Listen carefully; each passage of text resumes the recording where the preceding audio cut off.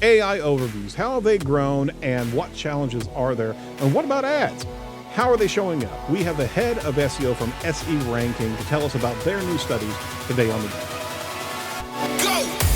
Your weekly digital marketing trends with industry trend-setting guests. Powered by your digital marketing pioneers, Site Strategics. This week's featured guest is Anastasia Kotsiubynska, head of SEO at SE Ranking. Now, here's your host, Aaron Sparks. Welcome back to The Edge. Hey, I'm going to introduce you to Anastasia Kotsiubynska. Anastasia actually serves as the head of SEO at SE Ranking, where she combines her enthusiasm for digital marketing, entrepreneurship, and analytics with her technical expertise in SEO. With over 8 years of experience in both content marketing and technical SEO, she adeptly shares insights from these disciplines. Anastasia is also very passionate about language learning and enjoys exploring new countries, having traveled extensively across Europe, and is also planning some future trips in Asia. So, Anastasia, welcome to the show. Thank you. Thank you for having me, and thank you for this introduction. You're more than welcome, more than welcome. Anastasia, can you give us a little bit more about your back history that we don't know about that bio? Just tell me where you've been in your career path and what got you into search engine optimization. Yeah, so I've been at Ranking for, I guess, 3.5 years. And before that, I've been working, I guess, in a couple of different companies, in-house brands. Yeah, and I've never worked for agencies, so I'm not so stress resistant as many SEOs are. Yeah, and I started with content marketing, creating some content, being a content manager, and then I realized that SEO is really a cool discipline, and you can combine both content and technical side, and it's so diverse and it's so dynamic, and I really wanted to get into this field. So I started as a junior SEO, and then I just were getting some experience, and right now I'm at SE Ranking, and right now I'm a manager, and it's also like a different perspective for me than being just an SEO doing like all the things with your hands. Right. Well, it's a unique position because not only head of SEO for an organization, but you're also head of an SEO for an SEO SaaS company. And as SEO agencies, I mean, that's a dual focus. You not only have to have your own expertise and your own experiments and your own successes, but you also have to lead with quality information that you're also bringing to companies and agencies that are looking to your organization for guidance, right? Yes, and we indeed have quite a unique position here at SEO Ranking, because our SEO team are both like the SEOs who like optimize their website, who deal with the SEO related tasks, but we also are kind of we do some consultancy work, like helping other teams like our SMM team or our product team with different SEO questions. And also we participate in the product development, like helping with some research, helping with some insights for creating like better platform. For example, our SEO team participated in creating our content marketing module and the content score or the insight module. So actually our work is really full of surprises and different tasks and different responsibilities, and this is what I really love about my job and about SEO Ranking. Fantastic. And it's not for the faint of heart because you have to lead with authority. You have to actually make sure that not only for SEOs, not only we double and triple check what we're actually putting out for consumption in the industry, but you're also representative of the organization, and that has to be spot on. So it's a bit of a reinforcing function to make sure that everything that you're saying is absolutely in line with best standards, and on top of that, best experience. So, like I said, it's a unique position that you have. So thank you for coming on here. Hey, there's a special reason that you're on this show as well. You've headed up research on a particular topic of interest that we have here at the shop. And we've been focusing on this for probably 2 years now. What was SGE in search labs? And we, as SEOs, we're all watching that very carefully of what is the new asset that has been now rolled out. We saw AI reviews rolled out from that SGE lab test in April of this year, right after the Google I/O summit. All of a sudden, now we have a new piece of real estate in the search engine result page here. So for people that don't know about AI overviews provides a snapshot type of answer for user search queries, drawing information from a lot of different sources, right? It's AI generated from Google's large language model, Gemini, right? And it handles a lot of complex multi-part queries by linking related information. So this was a brand new piece of real estate. And it also coupled with, well, I should say the SEO industry also recognized and has been talking about for years this zero-click concept where if you're answering questions, why do you need to actually go to the link? And Google has been extracting content from websites to be able to answer questions and really building the sandbox or this area where the consumer doesn't really need to go anywhere else because Google has that answer, and AI overviews is that next evolution of the immediate answer without really need for a follow-up. So from an SEO industry, that really is challenging because we're looking at drops in organic visibility. The AI overview section is above the fold. It's the first thing next to ads that pushes all of the organic top position links even further down the page here. There's a lot of fears about what that actually is going to constitute. There was some predictions that organic traffic is going to drop 25% by 2026 due to AI generated results providing information directly on that search page. Have you heard these? I'm sure you've heard these particular ruminations here, but what are your thoughts about what AI overview is actually doing in the ecosystem? We're about to talk about your report here in a second, but just quickly, do you see this as a drop in organic or an opportunity for SEOs in this space? Yeah, and I can start here with comparing the AI overviews, the AI snippet with a featured snippet, because a lot of experts, a lot of SEOs are really comparing these two, and they indeed have a lot in common. So as probably every SEO knows, that featured snippet is like text snippet on top of the SERP results, and the same as AI overviews. And probably there are two main differences. The first one is that this piece of content is extracted directly from the page, and there is one source of the information, and this source is linked directly below the content. What's different about AI reviews is that there is also a piece of content, but this content usually it's not directly taken from one website. Yeah, it's taken from different websites, and it's actually extracted and then used for generation of new piece of content, which is a kind of a combination of different sources, different facts, different information. So this is really dynamic, and it can change every time you search for some query that triggers AI overviews. Yeah, and it has a lot of sources.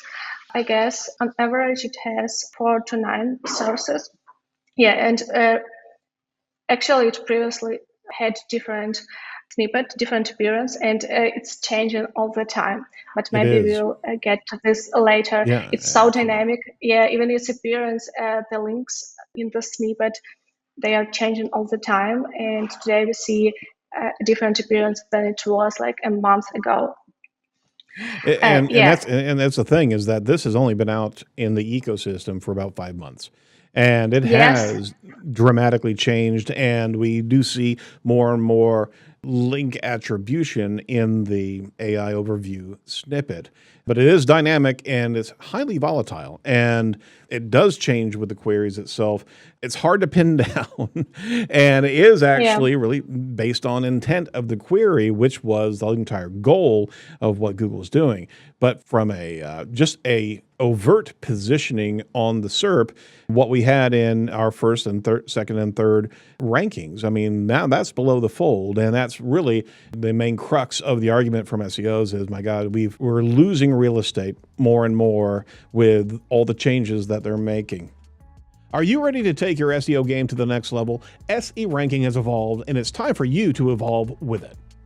We've used SE ranking for years, and the amount of changes that I've seen make the competitive platforms pale in comparison. SE ranking now harnesses the power of artificial intelligence to supercharge your SEO efforts. Their new AI overview tracking feature gives you unprecedented insights into how your content performs in AI-generated search results. Stay ahead of the curve and outmaneuver your competitors in this new frontier of search. But that's not all. SE ranking's competitive research tools have gotten a major upgrade. Using advanced machine learning, they now provide even more accurate organic traffic estimates and keyword analysis. Know exactly where you stand and where to focus your efforts for maximum impact. And for all you content creators out there, SE Ranking's AI-powered content tools will revolutionize your workflow. Generate SEO-optimized content faster and more efficiently than ever before. I was personally blown away when I saw this tool. SE Ranking is transforming the SEO landscape, and you don't want to be left behind. Are you ready to evolve? Here's an exclusive offer for our listeners. You can get 15% off your annual subscription plan, but you've got to hurry. This special offer is only available to September 30th. Don't just keep up with the competition, leave them in the dust. Go over to edgeofthewebradio.com/SE ranking today to get 15% off of your annual subscription. That's edgeofthewebradio.com/SE ranking. Google's made some massive improvements, and there was some major problems with AI overviews when they first launched. There was some erroneous information, fallacious information, and they are trying to get better and better at accurate information for these queries. Pivot around, SE Ranking's been investing a lot of time and resources in understanding how to track and report AI overviews, and it's not going away. We absolutely know it's not. It's here to stay. No, it's not. Some thought that it wasn't always just going to be in test lab, but we knew that it was coming. You guys have really been kind of the tip of the spear when it comes to now how to understand how to track and what we're really seeing. So this is what we wanted to actually jump into here. You've actually been studying this data, and you actually ran a study back in August 7th. The study was AI Overview Research, analyzing sources in Google AI-generated answers. We'll show that page on the video here real quick. We're also going to have the show notes in the link in the show notes itself. Tell me about that study in particular. So actually, we did, 4 studies as of now, and we started in February, and we got such a great response from our audience and such a great interest in our work. So we decided to do this regularly. And this summer, we did 3 reports. The first one was comparing the results after launching the AI reviews to the results when it was in the labs versus SG stage. The second one was focused on sources, so sites linked in the AI overviews. And the third one, the most recent, is the one that is focused on ads. And actually, we're about to launch the next one, which will be about your money, your life niches. So, yeah, we see a great potential in this topic, as a lot of people are talking that AI overviews won't take these industries, won't cover these industries, but want to check how many snippets are there today and what are some patterns and how accurate is the information. So stay tuned for our next research. Yeah. Well, that's going to be interesting. I've just seeing the accuracy point of view is even more interesting, not just the real estate changes, but also seeing how accurate the responses are. Can I park right here on the first study here for a second, ask you a little bit about Yeah. that, and then we'll go into the ads. You had about 100,000 keywords that you analyzed, and you were studying it from a U.S. vantage point out of New York. You studied the location that they showed up, and on top of that, what niches you could actually categorize. What are the Yes. key findings from that initial study that SE Ranking actually ran regarding AI overviews? So I can start with the comparison of the three reports and to see Mhm. how frequently these snippets appear. So Absolutely. in our first report back in June, we saw almost 9% of searches triggering AI overviews, which is Hmm. like about 9,000 keywords. And in our latest report in August, we see 12% of searches triggering the AI overviews. So this is 5% increase, which is 5% growth in 1 month, right? in 2 months. In 2 months. I'm sorry. Yeah, So yeah. actually, yeah, actually, yeah, it's 1 month because we started in June, and in June we saw almost 9% of searches triggering AI overviews. In July, it was 7%, and in August, it was 12%, which is a 5% increase, and it's quite a lot for a month. It is. It is huge. I Almost, mean, I mean, comparing. I mean, just to break that down quickly, 9% to 12% in yes, less than 2 months, a 5% increase. I think collectively here, well, it started at 7%. 5% growth for 100,000 keywords is huge for any other rich snippet or rich factor that Google has introduced. I mean, we're talking people also ask, we're talking featured snippets, we're talking carousels, we're talking, and so there's so many pieces of real estate that are on the SERP that are not just the 10 blue links, knowledge graphs aside, because knowledge graphs are also moving at that same degree of growth as well. That's a huge growth for an organization that released this out of testing in 1 year, yeah. and on top of that, also got it wrong for a lot a lot of the answers that they were answering. And we covered on the show here numerous times about what they were recommending glue on pizza or how Yeah, to cure kidney stones with urine. I mean, there was a lot of really bad recommendations, but they're going full throttle and having more and more visibility of that AI overview, and your study shows that. So just wanted to make sure we had that sidebar. This is a incredible growth of that asset in the SERP. Go ahead, please. yeah, for sure. So we're seeing that AI reviews aren't going anywhere and they just increasing their frequency. Yeah, and actually before the Google I/O, there were two Hmm. camps of people, two camps of SEOs. The first one, and I guess it was a bigger one, people who didn't expect that Google will launch their AI overviews Right. this year. Yeah, but actually they did it. And today we see more and more AI overviews. And this data, this 12%, it's just the US data. But being based in the UK, I'm seeing a lot of AI reviews myself, like Hmm. just Googling something on the tube, yeah, or doing some, I don't know, some work. So I'm seeing this a lot. And Yep. actually, my team just spotted that Google documentation added some translations to this article about AI reviews for European countries. There is already like the German translation, French translation. So it's probably a hint that we are about to see some activities in the European countries as well. Absolutely. Absolutely.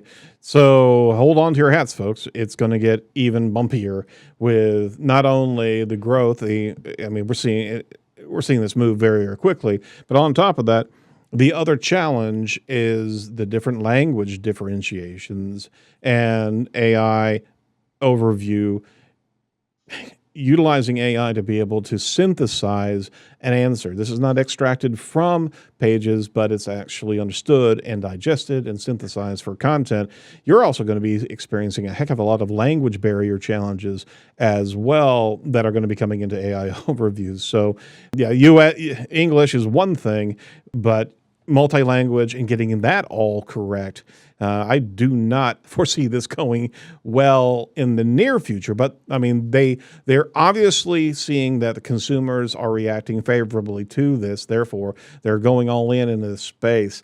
Your current data set from that first report showed that there were 0 Reddit or Quora links in AI Overview. And just in context, over the course of this year, there's been such an increased visibility of Reddit in organic search results, which we were all scratching our head about because Reddit's not authoritative content, it's commentary. It's user-generated information, and Google invested a large amount of dollars into just connecting to the API with Reddit so they could actually pull this information, but you're not seeing that in AI overviews. Reddit and Quora links are still sizably in the SERP where we didn't expect them to be, but they're not showing up in AI overview. That's really, really interesting. Well, any thoughts about that? Yeah, it was really surprising for us to see that, but it's quite expected because actually the answers on Reddit, they are not really accurate. And citing them, it's a great risk for Google to see that type of advice, like what you should do when you have, I don't know, some disease, or how to cook a pizza with glue. I don't know. There are a lot of different recommendations, like where you can create different memes, and they will probably be from Reddit. Yeah, so this source is too risky to use. So I guess it's the right move, and it's more on the safe side to exclude Reddit or Quora from the sources. But at the same time, what we see is that LinkedIn remains one of the most cited source, and same with the YouTube. And yeah, this is what actually remains risky because we don't usually know that this information is accurate or trustworthy. And yeah, I guess this is also what can probably change in the nearest future, same as with Reddit or Quora. SEOs and marketers, you're going to like this one. I want to tell you about Wix Studio, the platform that gives agencies total creative freedom to deliver complex client sites while still smashing deadlines. Let's start off with SEO. It's at the core of Wix Studio, baked into every edit, update, and action you take. Best-in-class defaults, automations, and bulk actions free up time, and you can customize at scale for more control. You can say goodbye to endless plugins and hello to native integration with Google, Facebook, Instagram, Amazon, TikTok, and many more. And on the creation side, you can efficiently bring your most ambitious projects to life thanks to smart design features, flexible dev tools, integrated business solutions, and seamless workflows. Even after clients take over, built-ins like automatic redirects help sites stay optimized for long-term growth. Speaking of growth, you can track every campaign against client KPIs and automate monthly emails to share learnings with clients. All this backed by fast, resilient infrastructure that's built to scale. Get started with Wix Studio today at edgeofthewebradio.com/Wix Studio. You also cited in your study that some of the top cited links inside of AI Overview were Forbes with 804 links, Business Insider with 148 links, and Entrepreneur with 45 links, respectively, from these top linked outlets. Now, there's already a kerfuffle about Forbes being this type of SEO poacher, so to speak. And just that it's, I mean, literally, Forbes is ranking for top Ninja Warrior, everything under the sun. How in the world that can be cited as trustworthy content to actually be an answer to these queries where no one else, where the user doesn't have to go anywhere further. I mean, we're in this very, very attention deficit mindset as society when it comes down to digital consumption, and be able to have this very quick answer citing a Forbes article of which they have no deeper subject matter.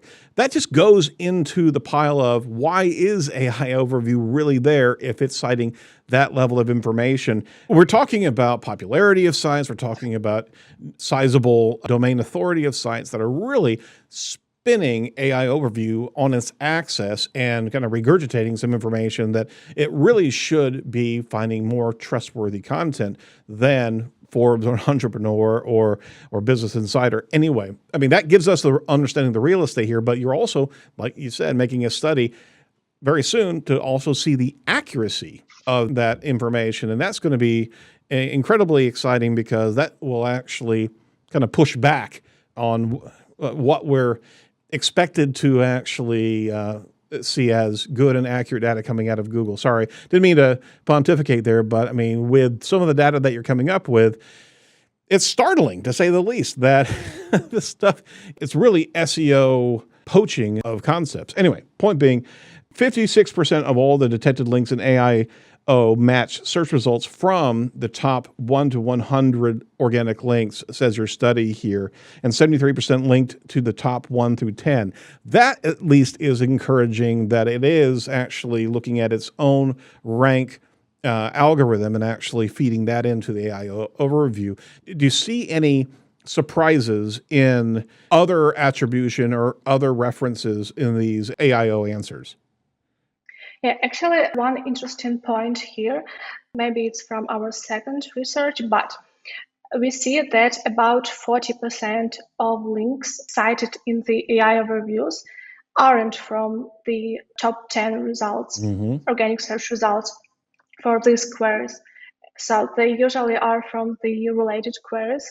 And this also shows probably the need to find a new approach to optimizing for AI overviews, because previously we just targeted like one cluster, one search intent with our, let's say, with our one content page. Yes. Right. And today, when we target AI overviews, we probably need to consider not only this main intent and this main SERP, but also related queries. And this is probably one insight we need to keep in mind. But as for some surprising facts, and it also the point about the accuracy of the results. As I already told, we see that LinkedIn is among the top 5 domains cited in the AI overviews. And we found that one LinkedIn page was cited like around 100 times for in the relationship industry, and this page was like 400 words and it was AI generated. We checked this page with 2 different tools and yeah, it was fully AI generated. Yeah, but it still was cited so many times in the AI snippet. So yeah. All right. Hold on. It doesn't look good.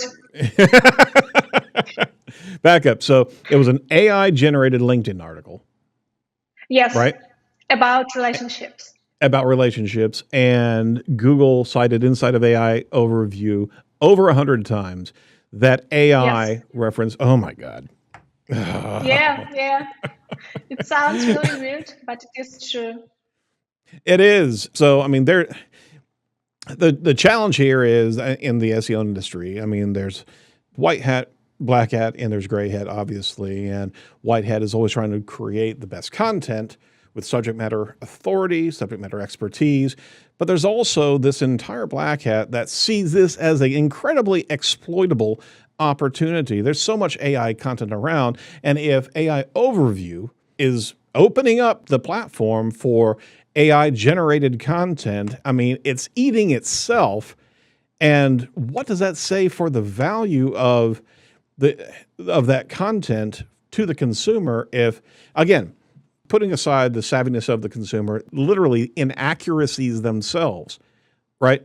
Coming through to AI overview because of authoritative domains that are also giving the availability of pushing AI content through it. Oh my gosh, sorry. I'm having a moment. Yeah. So your studies are invaluable because it shows what's really happening here in multiple levels here of what AI is training on, right? And that's the most important Yeah. thing here. So can you tell us? This is actually what we see in the industry today, especially after the helpful content update, after the September helpful content update, that a lot of big brands are dominating the SERPs, and you can actually have AI content and have a big brand, and you will rank for a lot of keywords. Right. And this is the case with LinkedIn. Yeah, and we are really hoping for the regular SERPs to get rid of this, and as well for the AI reviews, not to include this content, not to cite this content, as it's really risky, and a lot of people won't really double check the information. Exactly. Because it's really time consuming and energy consuming. They will just consume this information, and that's all. There's got to be a consumer flagging system that Google puts into place for users to be able to flag incorrect or AI generated content to just be able to prevent it from actually getting into that synthesis mode for AI overviews. And again, that's maybe the public service announcement for this show.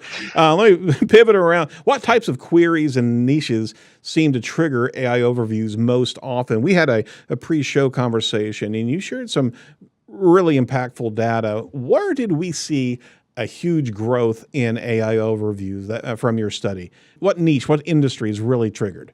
Yeah, so as of August this year, some of the leading industries that get the highest percent of AI overviews for the keywords are relationships, are food, business, technology. Yeah, but what's interesting, some of the industries that saw the biggest increase in the AI overviews are healthcare, legal, yeah, and some other niches. But I guess healthcare is a really interesting case because we were previously talking that AI overviews won't probably cover your money, your life niches, but today we see more and more health-related queries triggering AI overviews. Yeah, and there's actually a disclaimer, like this is just for informational purposes only, but still we see the generated answer for a lot of like your money, your life queries. Yep. Yeah, and that what's stunned me. I think you said 22% of the keywords that were associated to legal, for example, right? Yes. Were triggering AI overviews. Now, legal advice coming out of an AI overview, it was one of the highest niches in there, and along with that, healthcare, which are the most riskiest places to get things wrong.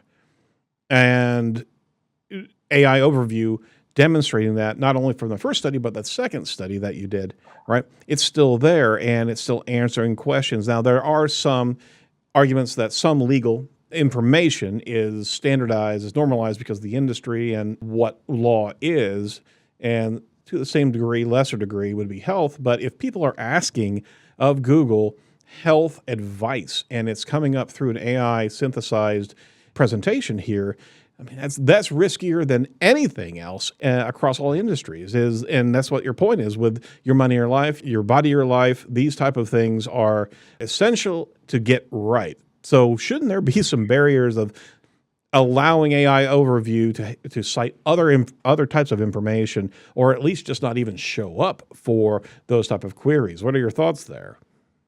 Yeah, I guess there should be one. And actually, I see some pattern today when I just check the AI reviews myself. So actually, we see some pattern in the word count of the queries that usually trigger AI reviews. And this is the pattern that 8 to 10 word queries usually get AI reviews most times. And today I see myself that when I search for queries, like health-related queries, that contain like 5+ words, and the queries that start from like how, what, like question words, and that include are you, and that are usually long, like prompt like queries. I usually get the generated response, and so you can actually test it yourself, and it's so easy to get the advice, the AI advice, when you want some, when you type in some detailed query. Right.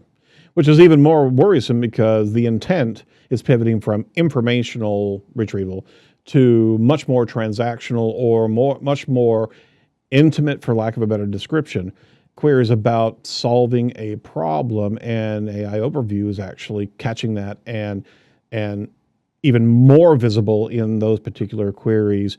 That's even more disturbing because you're in this space where we have to be able to trust what we're actually seeing on these screens and users are using. Obviously, Google's dominant and it's a very useful tool. But whenever you're getting into the place of a health inquiry,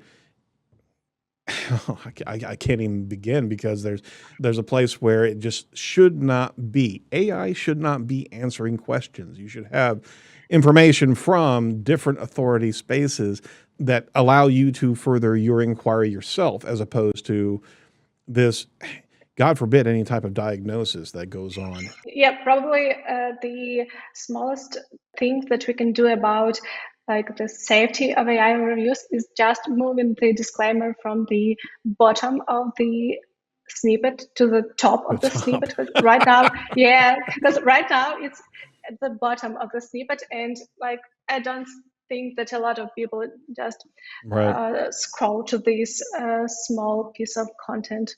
Absolutely, absolutely. So skipping quick, I did want to actually point out these points. 46% of queries around relationships had AIO, as well as food and beverage and business. Business was 23%. Food and beverage was 33%. You had some high niche environments. 65%, if I'm not misunderstanding this, triggered AI overview responses.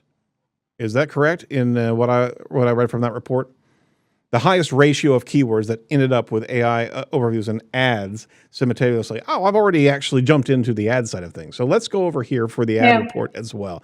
Because the second report that you actually came out with September 16th, right, was how AI overviews and ads are actually working. So we're seeing more and more incorporation of ads into the real estate of AI overview. And this is some of the data that you had there from that. Sorry, folks, is that literally 65% actually had AI overviews and ads simultaneously whenever healthcare niche inquiries or queries were actually performed. And fashion and beauty had 60%, pet queries 68%.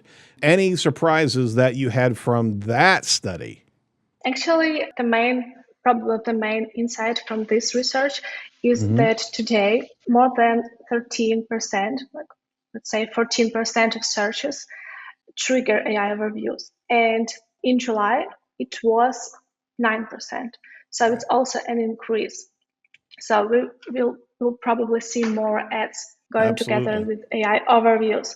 Yeah, and the one fact that was really surprising for me is that we saw that when we have AI overviews in the SERPs and we have ads at the same time, we will more often see the ads at the bottom of the page, not on the not at the top of the page.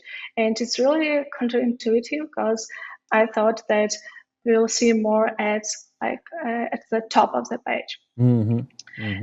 Yeah, but you're not. Forgive me, Anastasia, but you're not seeing the ads included in the AI overview panel. You're seeing them triggered on the SERP itself. So we still don't see ads. For example, you've got your main synthesized piece of an answer there, and then usually you're having the left-hand panel or the right-hand panel showing a number of other citable sources. You're not seeing an ad in that area. You're seeing it on the SERP, below search results, or right after the AI overview panel, right? Yeah, actually, this is true. We haven't seen any ads within these AI overviews, which are labeled as ads. But meanwhile, we saw that, for example, for the e-commerce queries, there were like shopping results within the snippet that have product cards, like some merchant data, price, and they are not labeled as ads, but still they look like ads. Yep. Yeah.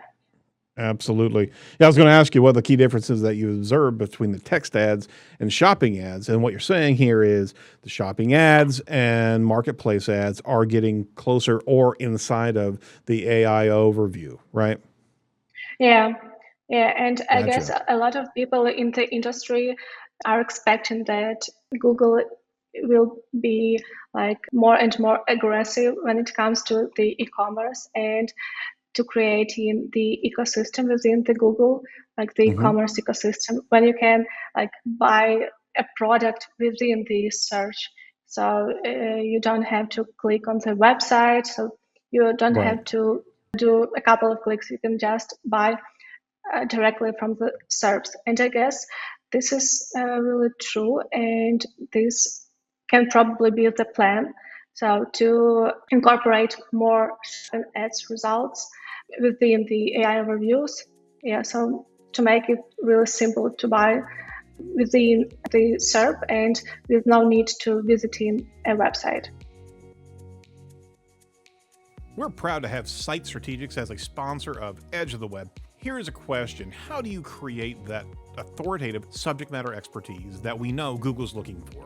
Learning from your client is always the place, but organizing a well-thought-through interview process is time-consuming. Site Strategics has developed a subject matter expert interview process that's backed by our years of interview techniques, as well as SEO research and buyer's journey persona definition. You can bring us in as an SEO SWAT team, extracting some incredible knowledge, voice, and passion of the SMEs for your use. We can deliver a targeted series of questions and goals through the interview, work organically through some great conversations, and provide a set of deliverables that you can take to omni-channel deployment. Video content, audio content, transcripts, blog posts, structural content, social, all from the untapped knowledge of your subject matter experts. Find out more. If you're interested in what we can do for you, just give us a call at 877-SEO4Web or 877-736-4932, or simply just go to edgeofthewebradio.com/site.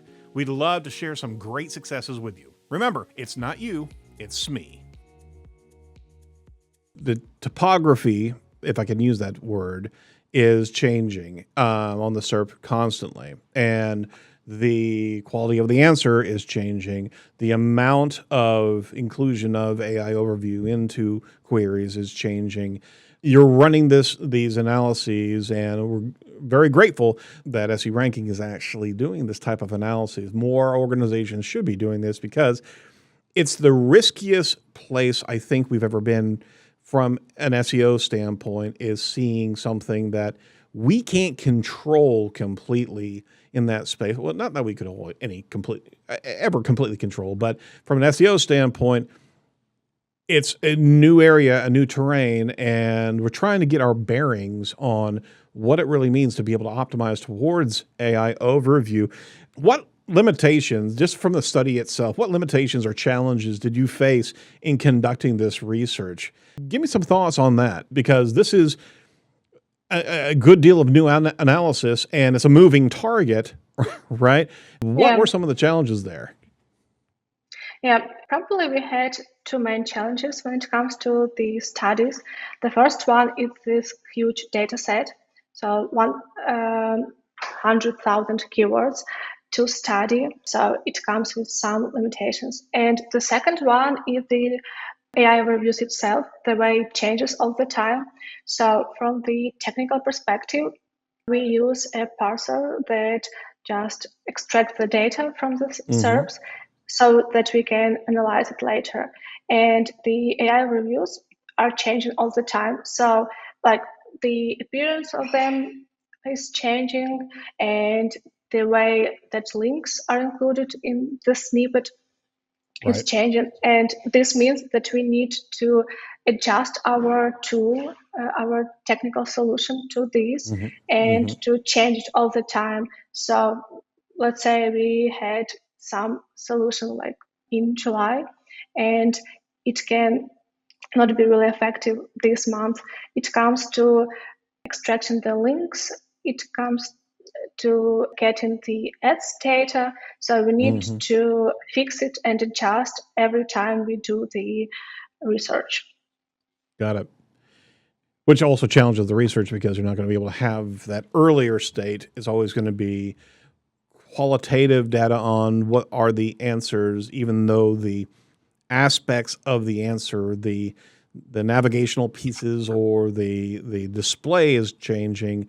I mean, that's also very valuable from SEOs because if we're missing link citation, which was the biggest challenge whenever this all started coming through, we're not going to get any type of attribution whatsoever, and let alone traffic to our websites, right? But we're seeing that, but even that's actually changing to an expandable arrow as opposed to a reference. There's a lot of engagement factors on the AI overview that you can't really scrape.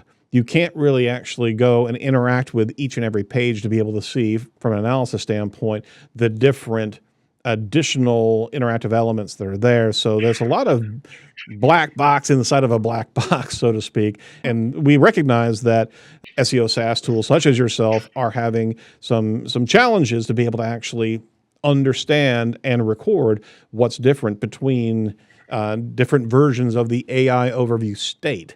So I do want to pivot around to what SEO Ranking has over there from a AI overview tracker. Now, we were privy to the beta of that early last year, and you actually released the AI overview tracking tool inside of your SEO project tools set. You want to talk a little bit about the efforts that had actually gone into that, because it was a sizable undertaking inside the organization, right?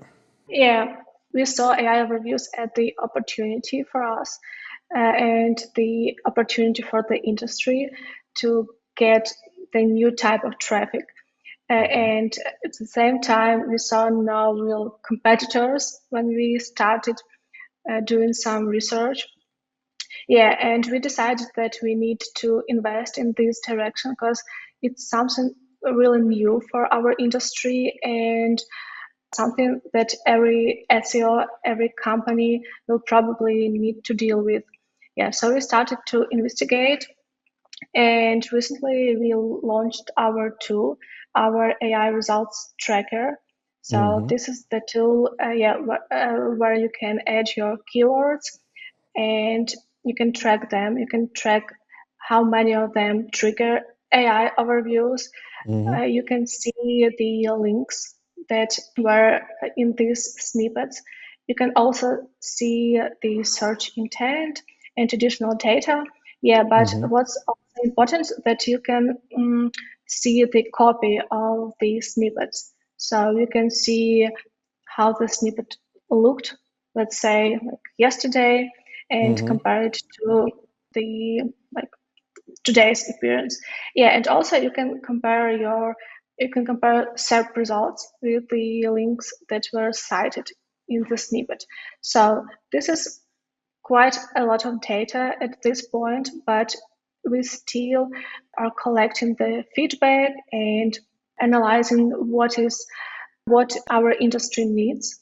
And we will continue to add more features, to add more insights, because today it's more like just data for you to use, but maybe later we will add also some insights and tips. Yeah. Very good. Yeah, But I asked you that about this earlier, is that the actionable resources that you're going to be bringing to bear here. I mean, I have an anecdote myself, and I think I shared this with you earlier, that I was actually in a previous meeting with a client. I was actually showing the AI overview tracker instead of SEMrush as opposed to SE ranking, and I was literally seeing twice, if not three times as many AI overview recognized terms for our client's domain as we are seeing in SEMrush, and nothing against SEMrush, is a great tool, but you certainly are spearheading it because you're also demonstrating the SERP itself and being able to show the scraped visibility of that SERP. So kudos to that, because you guys have invested so much, and it's now becoming a tool set that we're using inside the organization to be able to actually navigate AI overview optimization. We are looking forward to what those insights could be inside your tool set as well. You certainly have other insights when it comes down to page rank on different keywords and what optimization at the targeted page could look like. And we're looking forward to that evolution that you guys have in the AI overview tracking tool. So kudos to the entire organization for that type of work, because not only are you tracking it, but you're also giving us analyses of what in the world's happening in this space. Can you give us, to kind of wrap up this interview, Anastasia, can you give us some advice of how businesses and marketers separately can adapt their strategies given the growing prominence of AI-generated content in search results? Any top-level tips to be able to give our audience today? Yeah, I guess today's industry is more dynamic, so we all need to be more flexible when it comes to SEO and be more product and brand oriented, because today we see that Google cites and Google ranks more big brands, and we need to move in that direction. Also, I guess we need to spend more time analyzing the data, analyzing the patterns, analyzing the snippets of the AI overviews and the websites ranking there, to get some insights, to get some ideas for tests, and test a lot. Test and see how these translates into the results. Also, some small points that we can incorporate is that we can invest more in partnerships, because today, if our website is not ranking in the SERPs, we can cooperate with other brands and get listed in more articles to get more chances to rank. Right. And also, we see that there is YouTube appearing a lot in AI overviews. So maybe you should also start looking into different channels like YouTube, which is citing a lot today. Yeah. So just to wrap up, you need to be. Of course it is, because Google owns YouTube. Sorry, not to editorialize that, but of course it's going to look at its own assets. I didn't mean to interrupt you. Keep on going. Yeah, sorry. Yeah, so you just need to be flexible, to analyze a lot, and to test a lot. These are probably the biggest insights and the main tips for today. Yeah, and keep your eye on what's going on and how the industry is changing. Now, we're getting asked more and more from our clients, how are we faring in those spaces? Because they see it overtly with their own queries, where that's coming up and where they are not, or they are, right? So more importantly, it's the trophy term on steroids to be able to be in that space. However, we still, as an industry, haven't understood the value of the traffic from AI overviews, because we don't see it inside of Google Search Console. We don't know if they're actually going to show that, like feature snippets or any type of product snippets and the like. Hopefully they will actually show us more and more of how AI overviews truly affects our traffic, because we can't discern between a first page ranking and an AIO link point at all right now. So it's really much more of from a company or a client standpoint, it's a kind of a vanity metric that they want to be in that space, but we can't truly demonstrate the ROI on being inside of AI overview, can we? No, we can't. So that's these disturbing. are just our assumptions.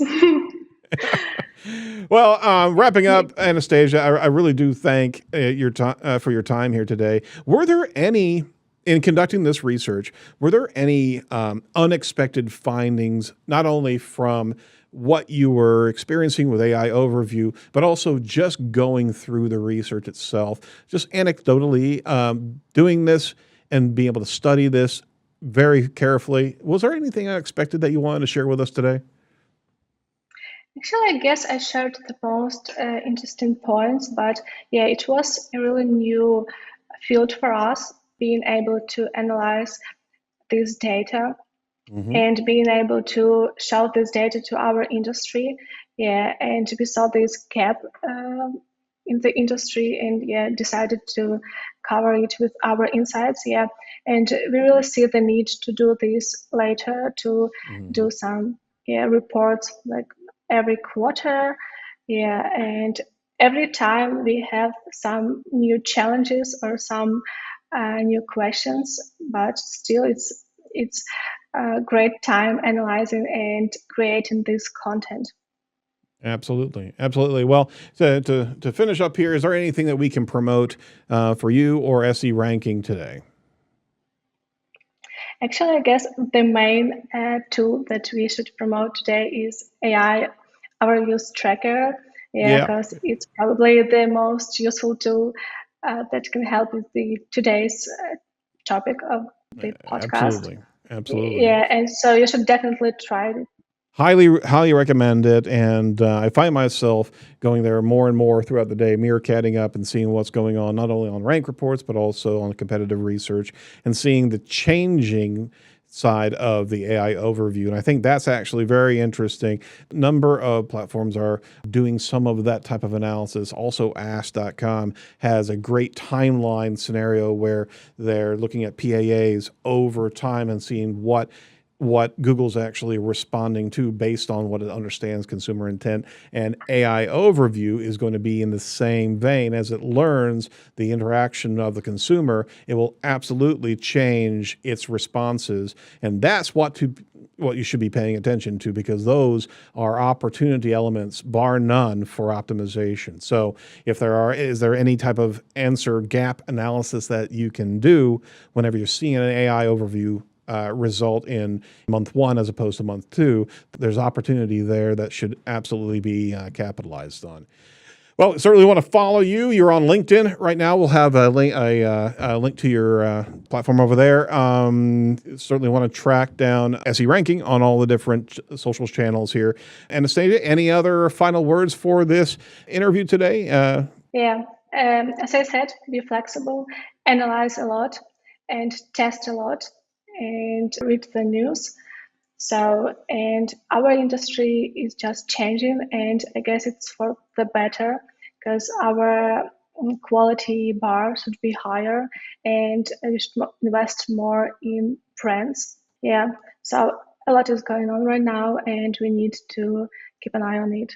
Very good. Thank you so much. Well, with that, thank you for your time today. And we're certainly going to follow back up with you whenever new studies come through, because we want to be able to unpack that for our listeners. So thanks for what you've done so far. And please don't stop. We need that level of analysis continuing, because this is Wild West stuff right now. We have no idea what's about to come. We've certainly experienced a lot in the last 5 months, and it's nothing but going to be continually changing for us. Thank you so much for your time today.